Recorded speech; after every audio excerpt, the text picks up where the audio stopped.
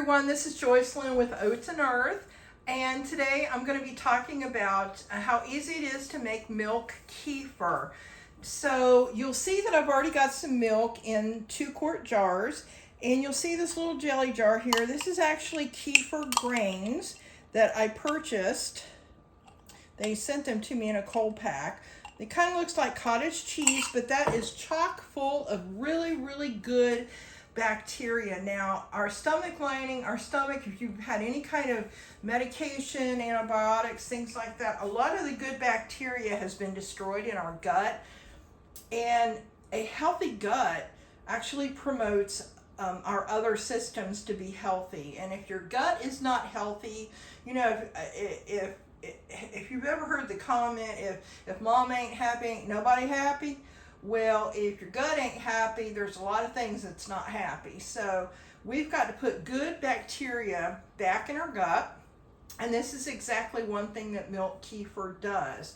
So this is good bacteria in the kefir grains. Now, I had started this video, went all the way through. I thought I had started a video, went all the way through everything and realized I wasn't recording. So I've actually already put about a tablespoon of kefir grains into each of the milk. This is fresh milk that I got from a local farmer. And the kefir grains grow or multiply, I guess. So that's about how much I got when I received my kefir grains. And each time that you make kefir and you strain it, you will notice that you've got more kefir grains. So they do grow, multiply. I strain after about 24 hours. This is how long you want to leave it in there. About 24 hours, you'll start to notice the whey separate just a little bit from the milk, and you'll know it's about time. So it's about 24 hours, and just strain it through something really fine mesh like this, metal strainer,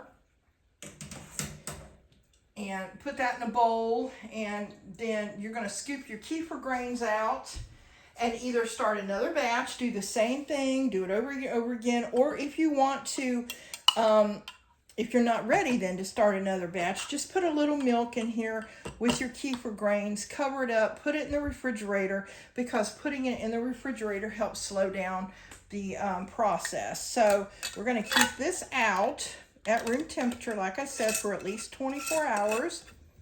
I'm going to put the lids on now. I might put a bottle of hot, like a gallon jug of hot water up against these and put a cover over it so that it warms up the milk, gets the milk a little more to room temperature a little more quickly.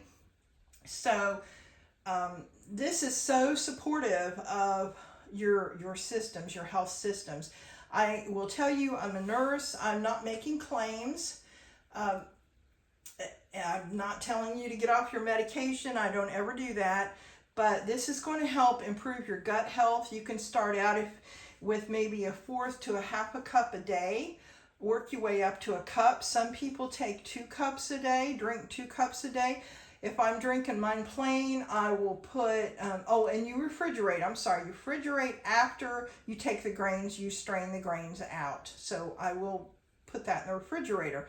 And once it's cold, it's just such a delicious drink. I might add a little bit of honey or a little vanilla flavoring, or put it in a smoothie, but it really supports great gut health after a time. Now, you know, taking it once or twice isn't going to, get you where you want to be. If your gut health has been bad for a long time, it's probably going to take a little while to get it back where it is more functional and working optimally.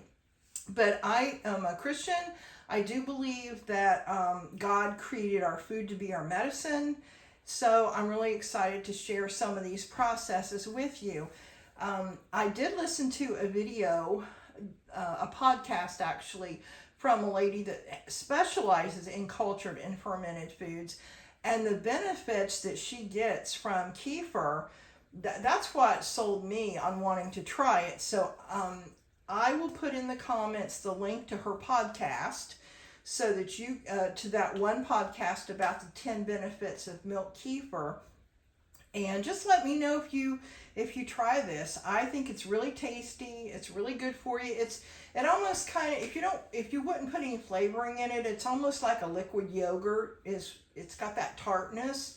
So you can, like I said, put some fruit. You could put some fresh squeezed fruit juice in it. You could put a little vanilla, add it to smoothies, do things so that it tastes good to you and you can drink it and get the health benefits. So like I said, I'm going to be putting some comments, some links in the comments, and I would love to hear from you. I would love to know what your thoughts are on milk kefir or even other cultured or fermented foods. We're going to be sharing a lot about this over the next few days, and I hope you enjoy it, and we'll see you soon. Thanks. Bye.